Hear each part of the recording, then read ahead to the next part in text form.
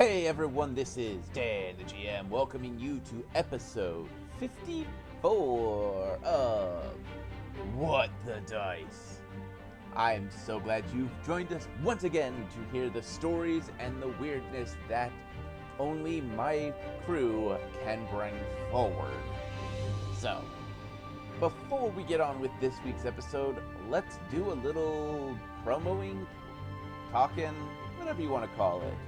I want to remind you guys that you can find everything over at whatthedice.weebly.com. It gets you linked up with our Facebook, our Twitter, and our Discord, as well as you can see some player bios that we have been working on. And other than that, you can also check out our Patreon. In the Patreon, you can do all sorts of really cool stuff, like adding weapons and equipment to Maximilian Loot Hoarder's shop, as well as see all of the really cool art that Nytlin has been providing for us. Well, enough of that from me. I'm gonna shut up and let you guys get on with this week's episode. So sit back, my friends, and enjoy episode 54 of What the Dice.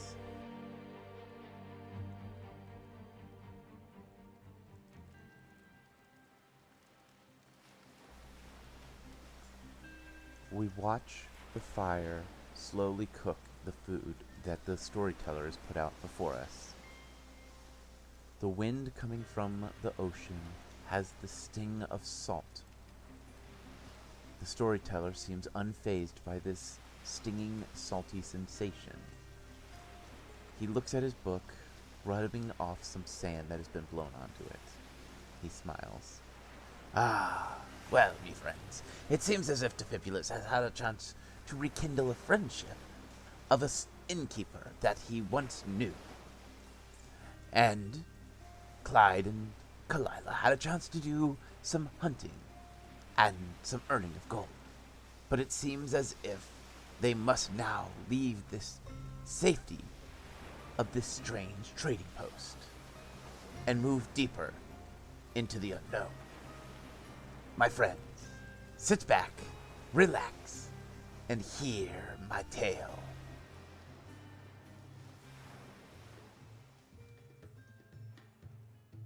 The sun is rising on the third day, and you guys are getting ready to head off to the location area that the next temple is going to be in. Is there anything you guys want to do before you head out? Pray to my goddess and thank her. That's about it. Me too. Thank the innkeeper and tell him I'll come by. I'll try to make it by here every so often. Some bones from some kills that I made. I have at least a couple of bones. On through the last trek towards the section that you need to be in.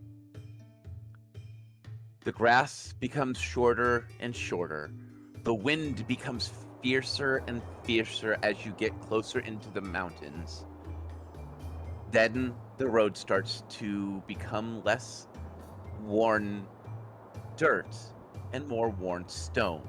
Cobblestone has been cut, crushed, and laid into the ground in the mountain area, letting you know you have entered dwarven territory.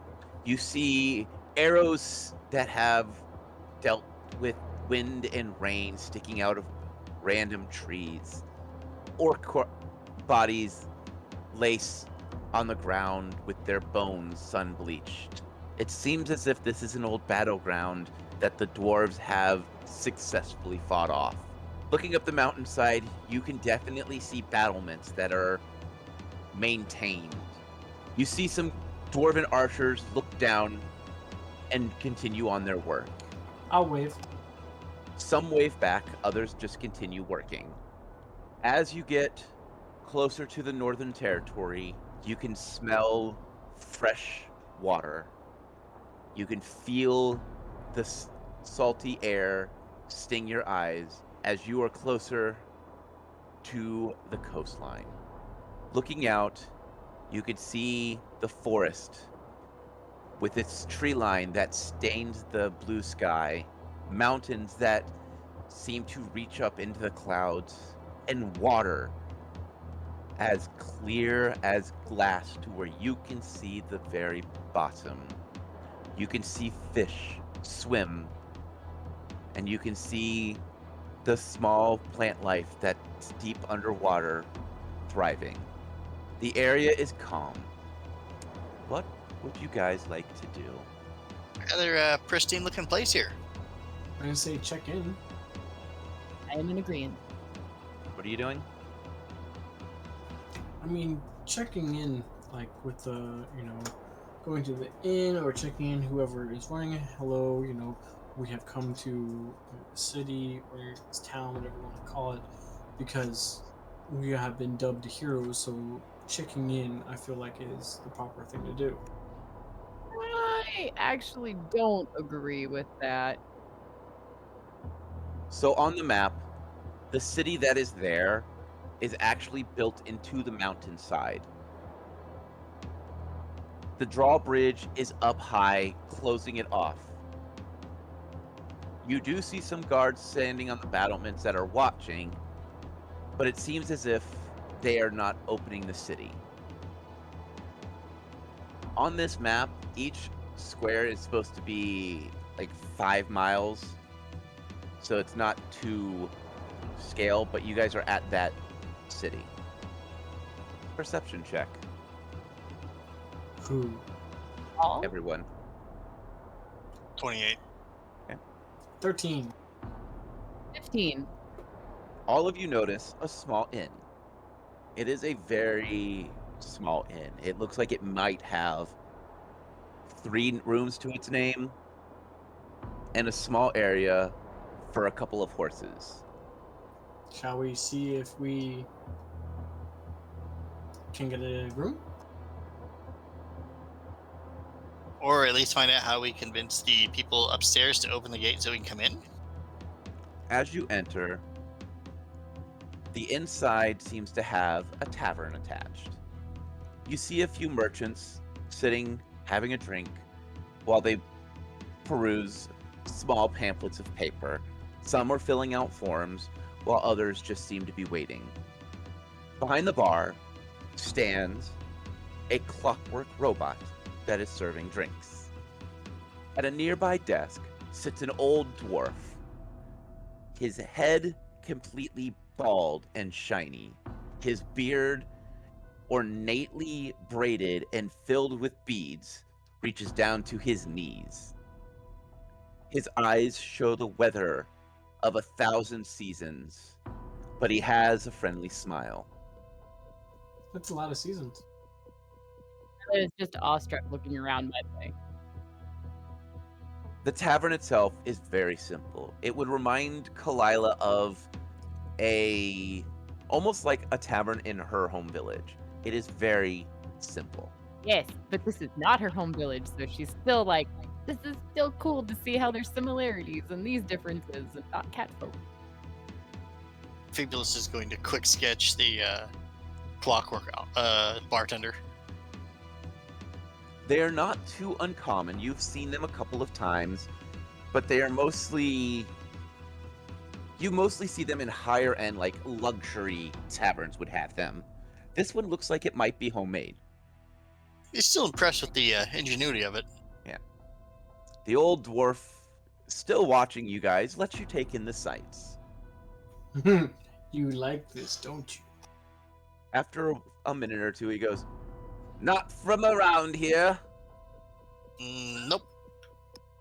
You are quite correct. "Welcome to the friendliest unfriendly place in all the lands. Have a drink. The tin can robot over there will serve you. Perfect. He's got all manner of drinks. Doesn't talk much, though. Never could get that part fixed." Fabulous.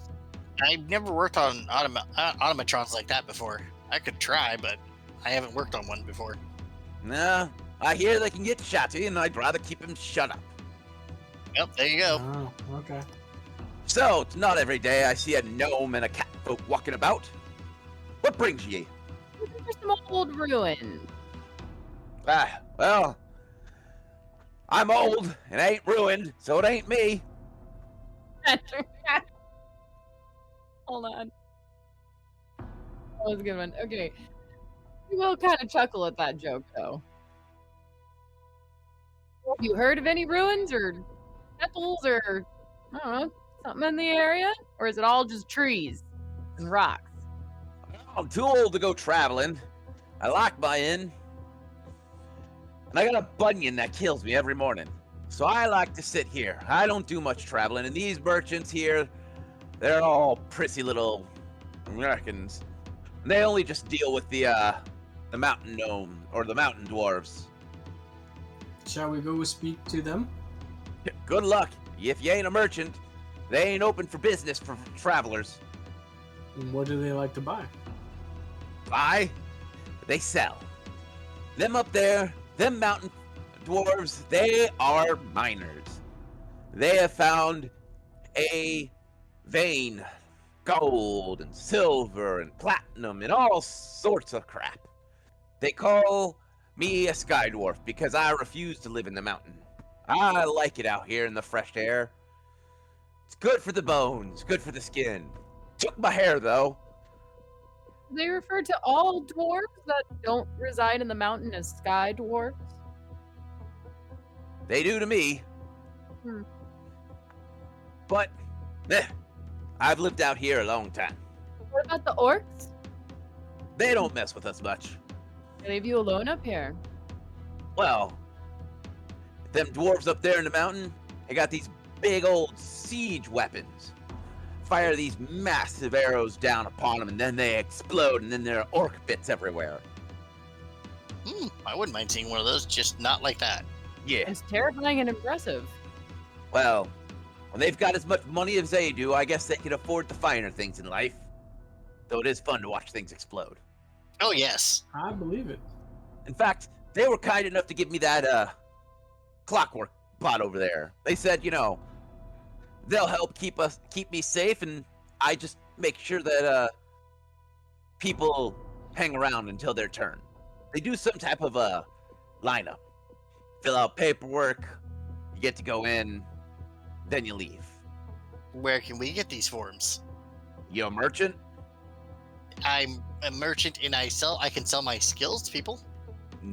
No. Like, are you a merchant and can you sell their wares?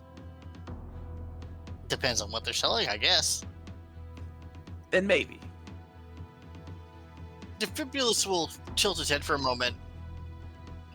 One second, guys. Mr. Dwarf, he'll motion the group to follow him for a second. We'll follow. Only merchants can get in there, so we have a new little, order of our own now. Do they need supplies? I mean, I can be the guard for the merchant in... Well, no, I mean, legitimately, does our little new organization thing need supplies that we could have? We could, set something up to where they can sell and supply stuff to our new people. Oh, I don't see why not. I believe the Holy City will want any type of mining. If they have found veins of all that, any influx would be fantastic. Then I guess we can consider ourselves merchants of the Holy City too. Pretty sure if we brought back some phenomenal trade potential agreements, the Holy City would probably look at it. All right, I'll be right back. He will go up to the door. He goes, "I am a merchant then." The dwarf gives you a once-over. He goes, "You sure? You look more like someone who hunts things and wants things dead. Mercenary.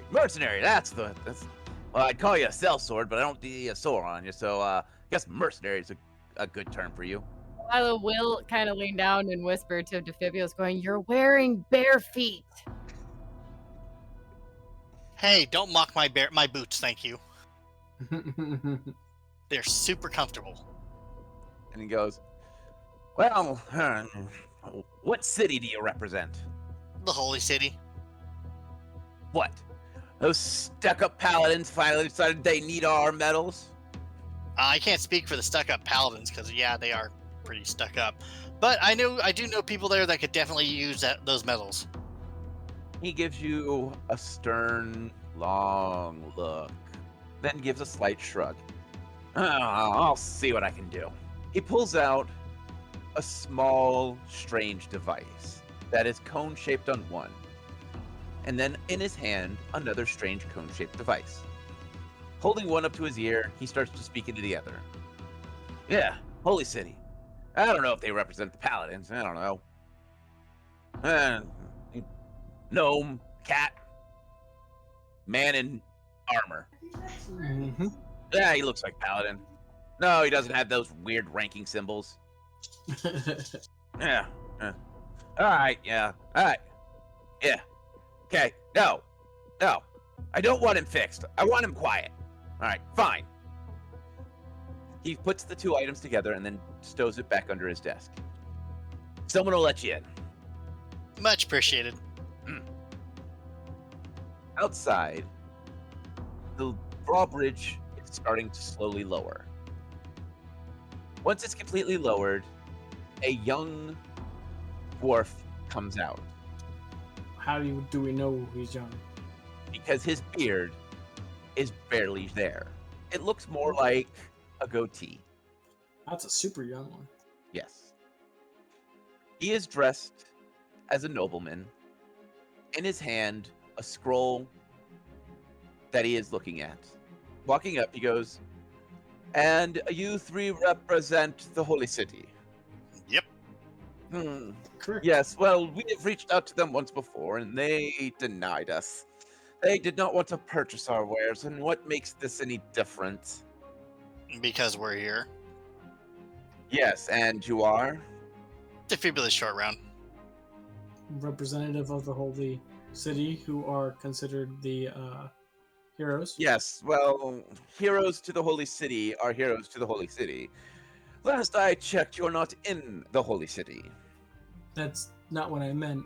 I meant by because we are from the Holy City, anything that we would sign or incorporate, they would trust us in our judgment to follow through with it. Otherwise, we would not be considered the heroes, and they would not tarnish our word that we are putting down. That sounds like a lot of fluffy words to try impressing me. I'm sorry. It doesn't seem as if you really have a representation. Do you have any type of identification forms that show that you have any type of sway within those walls? Signet Yes, ring? we have our signet rings. Which are new and So? have not. They're new, and anyone can have a signet ring crafted. I'm letting you know because you would have nobility. So it's the You would know that before you said that. Didn't we get some type of papers from the Holy City at one point? you got your citizenship paperwork. I mean, we have our signet rings, we have our paperwork from the Holy City, we have the hero status that incorporates our, personification of representation of the Holy City.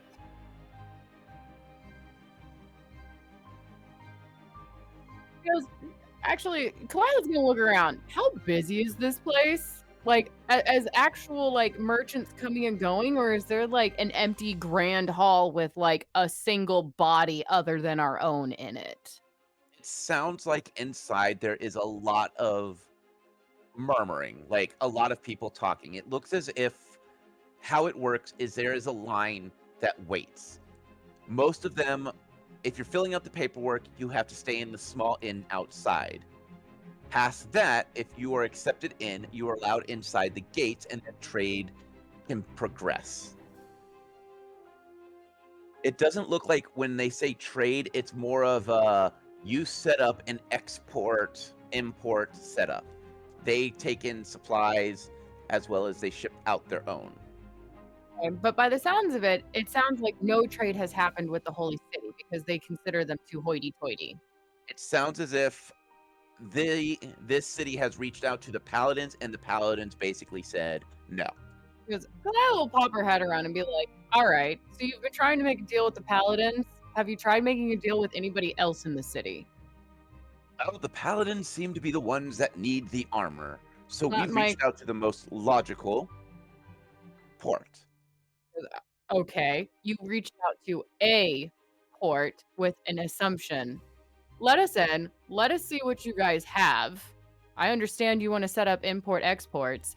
Our weight of word carries heavy. And we know people who we can deliver this to. So if we can go in and vouch with our own eyes, we could probably set up some pretty nice trades by sending somebody out here to talk to you to do so with your formal papers. Diplomacy, please. Can I? I guess I can. You can do that. assist. Okay. I'll assist as well. Okay. I have a +7. Clearly just doesn't take shit versus knowing what she's saying. So I rolled a 21 total to assist. All right. Rolled a 16. Okay. I have a 22. He seems to stare at Kalila and just that, okay, no, she's got a point. All right, come in, come in. As you enter, the entire Great Hall it looks like it is 5 or 6 stories tall, with booths, wall to wall, with merchants and dwarven representatives discussing trade deals. As you pass the threshold of the door, the drawbridge begins to rise. Taking a few steps in, he stops. He goes, now, there are a few things I must bring up as for the safety of our miners and for you. First, please do not use any weapons of any kind. Keep them sheathed, keep them unloaded, and keep them on your back. Second, please do not... But sir, words can be used as weapons. Second, unless otherwise authorized, please do not touch the metals, as some of them have just popped out and are still cooling. We don't need any injuries, and I don't need anyone complaining. Forge safety is important. He nods. Other than that, if you follow me, I will bring you to your representative. Do you have a preference on male or female? No. Nah, either's fine. Do you have a preference on ranking? Who's well knowledged is what I have a preference in. Knowledge in what cases? Are we talking you're looking for metallurgy? Are you looking for someone who understands industry? Are you looking for someone who understands the finer points of armory? I want a generalized specialist. That way I can take back all my options. He nods. He goes, then follow me. Walking you up a set of grand staircases, he takes you to the top floor. Walking to a booth, you see a dwarf. His beard looks like it has been too close to a fire a few times, as it's been singed, but still healthy. His skin is covered in ash, and it looks like he has just wiped his eyes from the soot. His hair is long and matted and seems to have a roughness to his voice. He is sitting behind a table, and he looks up. He goes, yeah, have a seat. Yes, sit. Go. You, young dwarf, go away. I don't care about go. He waits until he's gone. He's like, I really hate those nobles. Understood. Say that twice. Understood. I can't stand those nobles. Well, I'm Mertok. I am an engineering specialist. I was summoned to give you a hand and discuss things. How can I help? Lila will push the fibulus forward. Yeah. No. Yep. How can I help? Well, we'd like to set up some industry between your fine dwarven city and our place in the holy city. Your place. What are you there? What do you do there? I mean, you We're, as my armored tin can friend here is very fond of saying, we are the heroes of the city, and we carry a lot of weight over there, apparently. He leans in close. He goes, he does know you're not in the holy city, right? I sometimes question that, but yeah, I hope he does. Okay. I do. A lot of the dwarves here don't care about what the holy city wants, likes, or any of that. Correct. We have an issue with how they treat the common man. It seems as if you're not pretty, you get less work. That's no good. But that is all in the past. We haven't spoken to them in probably 100 years. Yeah, things tend to change over that amount of time. Not with dwarves. Well, for non-long-lived peoples. Well, a lot of dwarves here kind of bullheaded and stuck in their ways. I'm one of them. Problem is, I don't mind giving people a second chance. I give people lots of chances. Just don't hug the dwarf. That's why I say hi. Well, what kind of metals are you looking for? Any type of metals that are good for armor, and guns, and weapons. There's a couple of different options on that. Are you looking to bolster an army? Are you looking to make it to where your city is better defended? Kind of a combination of both. Kind of outfitting setting up a new outfit. Want to make sure everyone's got good gear on them and for the work that we do. What kind of work do you do? Stupidly dangerous stuff. So you're a paladin. Oh, me? Oh no. I don't even think they allow gnomes to be paladins, honestly. Then you are what? Monster hunters? That's another stupid profession. I'm gonna go throw my life at this thing for a few copper coins. I mean, we have been told to go kill things and retrieve things and kind of like just, adventurer type things that the city tells us to go do. Someone tells us to go do and we do it. And then we report back our success, bring things back, So you're a mercenary. I guess that's the title that some people use, yeah. Well, let's see. He reaches down and pulls out a scroll and hands it to you. This is the list of metals that we have been able to acquire through the mountain, as well as the price per pound of each piece, as well as small samples of each.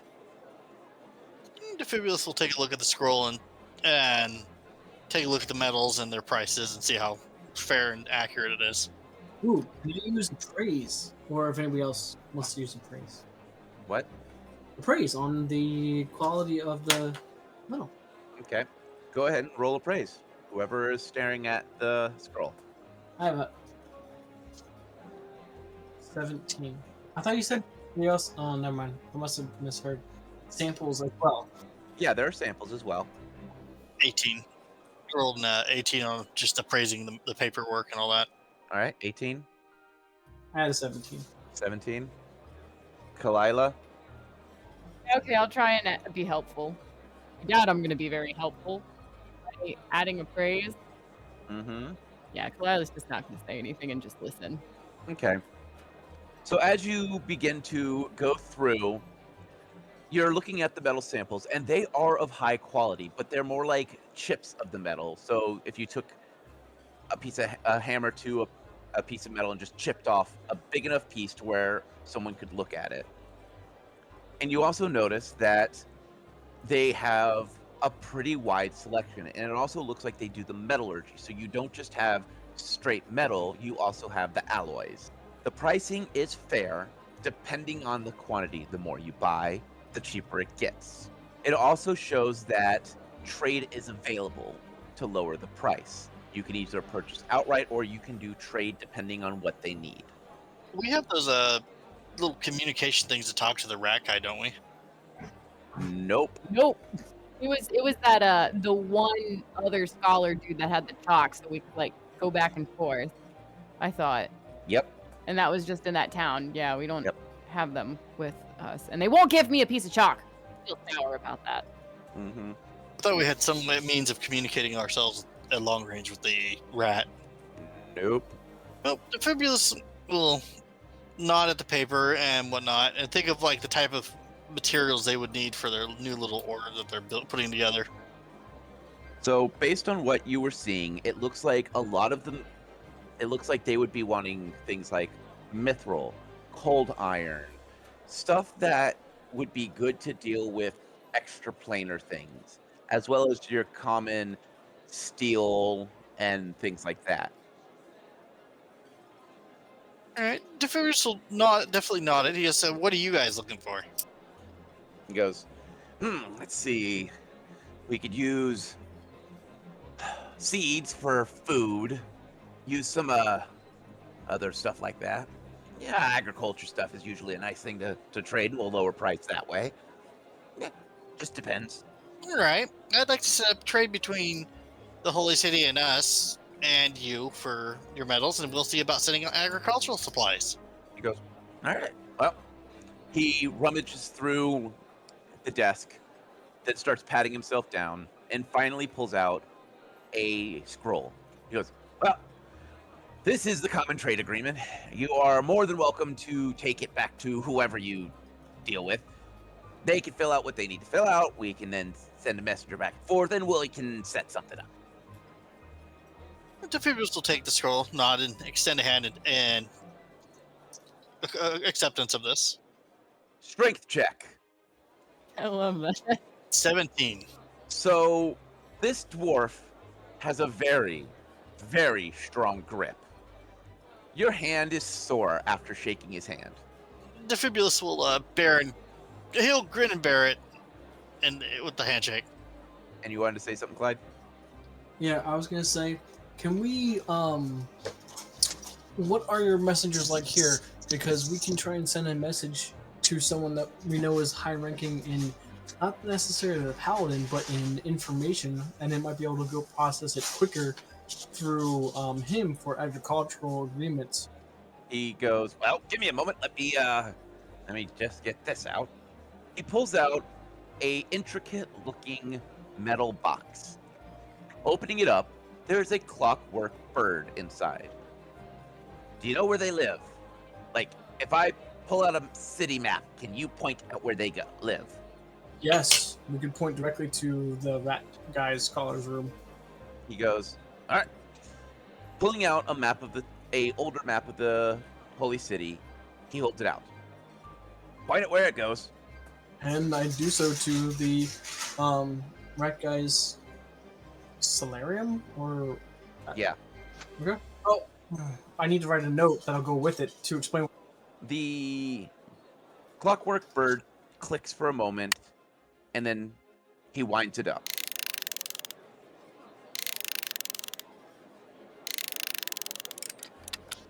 Taking the scroll, he slides it in its holster and releases the bird. Perfect. Because the bird is the word. Bird, bird, bird. Bird's the word. Now that all the business is taken care of, anything else? I mean, I'll shake his hand now. All right, strength check. 22. You give him a firm handshake back. Your hand doesn't hurt, but you can definitely respect how strong this dwarf is. Nice. Respect. Kalila, he offers his hand to you. She'll just bow. He gives you a bow back. I'm gonna Now. nope right out of the death grip. Now, how can I help you all? Anything else? Now that the business is taken care of? A place to stay, possibly? Yeah, First Floor's got a couple nice places to stay. And since you're merchants and it's our first time here, we usually comp it. Wow, perfect. And do you need any do you know of somebody who buys pelts or meat that we can talk to, since we might be here for a few days? He thinks for a moment. He goes, nah, we eat a lot of cave vermin, a lot of mushrooms, algae, and then we get what we can out of the plant, out of the small farm we got. Okay. We need information about. We're here because we also need information, don't we? Yeah. My point was, like, who's better, like, at information than, like, other trappers and stuff like that go in the city all the time? Because we want the orcs who are outside the city, the dwarves that are outside the city. So that's what I was kind of heading to. You could also ask him. You never know what they know. And we're looking out for what? Information on the ruins? I thought you guys were looking for that ruined temple. Yeah, nobody knows if that's a pristine building, a pristine temple still, or if it's like an old ruins, or it could be like a naturey like temple. So nobody knows exactly. It was just there's a location up here.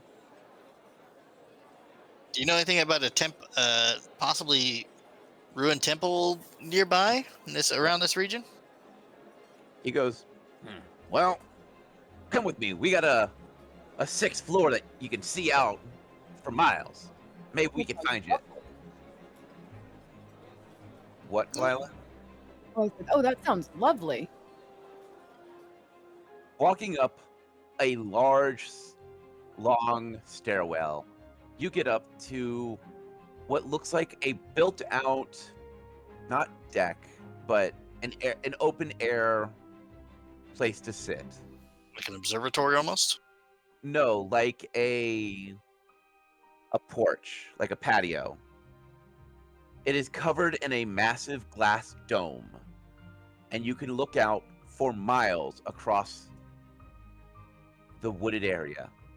He goes, well, if it's out in those woods, you might see it from here.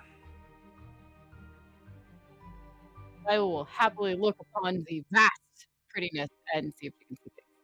Perception. And perception for whoever else is helping or is doing. 13. 19. 30. Kalila and actually all three of you, you see out here, just east of where you're at, just west of where you're at, there's a strange opening in the dense canopy of trees. You can't see what's down there, but it looks like there's an area where trees have not been growing. Lila will point that out. Going, you guys see that?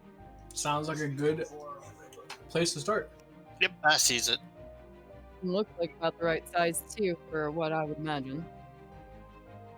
So you guys are going to stay the night here? Yeah. Yeah. On the first floor, you find the inn that they are talking about. Sure enough, the room is comped. The one thing that you've noticed that is very different is that this is not a very comfortable place to sleep. The bed is stone. They do provide blankets and pillows, but it is not the most comfortable sleep you've had. I also need a constitution check from everyone if you eat. Sure. Constitution check if we eat. If you eat Like a- dinner. Oh, from there. Yeah, probably would. Yep. Dirty 20. Okay. You mean like a fortitude, though, right? Yeah, fortitude. I'm sorry, fortitude. Oh, okay. 21. Still dirty 20. 21. 21. Clyde? My correction, 24. I have a 25. I have a plus 13. So, besides a very strong fungus tasting mushroom soup, everything is fairly palatable. You do avoid the meat because the meat has a strange taste to it. Not like it's poison, it's just no, I'm probably not going to want to eat this. And the bread is dense. It is stone bread, so it is very dense and very thick and hearty. I wonder if I could stop the bullet with this. Who's gonna laugh and she goes, you just might be able to. The one thing... Go ahead. I was saying it will certainly slow it. The one thing you notice is the eerie quietness at night. You can hear the guards making their rounds, and you can hear the checkpoints as they discuss what's going on. This is the quietest inn you've ever been in. It seems as if even the air is just silent. But that silence quickly changes to loud, boisterous noise come the morning. The market opens back up. Everything opens back up right as the sun rises. And it is as if it never ended. Merchants get up quickly. The sales dwarves are already at their stalls, and everything is a bustle again. I'm impressed with how quickly they set things up here. Quite like a machine. I know it's kind of nice. Quite disturbing, actually. I mean, isn't it kind of, and I'm not sure if I can roll in it, but isn't that kind of normal for dwarves? They're pretty like set. I think so. I honestly haven't ran across very many dwarves. And most of the ones that are out and I guess above the surface are different than those that stay in the mountains. Yeah, the one dwarf I know, he doesn't have a set schedule anymore. He does whatever he wants. So, are you ready to go looking for the temple? Yep. Heading out into the dense forest. Kalila, I need a survival check to track where you're going. Oh, I have a thing for tracking. Well, that's Okay. if there's tracks. Is there any kind of tracks, or are you just saying for navigating? Navigating. Math. Hold on. 28. You are able to find this temple. As you cut through the last part of the clearing, you arrive. Standing before you in complete destruction is a no seams on anything. Hanging just off its hinge is a large steel door. Your noses are filled with the smell of stale water as you take that deep breath. There's a loud, sudden rush of wind as the top of the temple lets out a massive cloud of misty, stale water. As the stale water lands on you, we will end right here.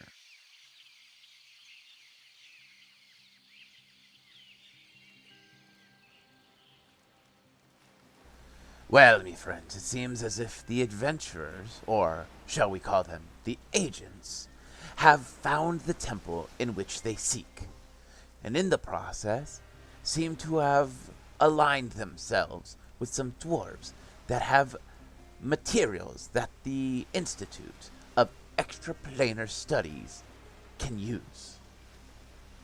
Well, me friends, that is all we have for now. Until next time, may the dice gods bless your every roll.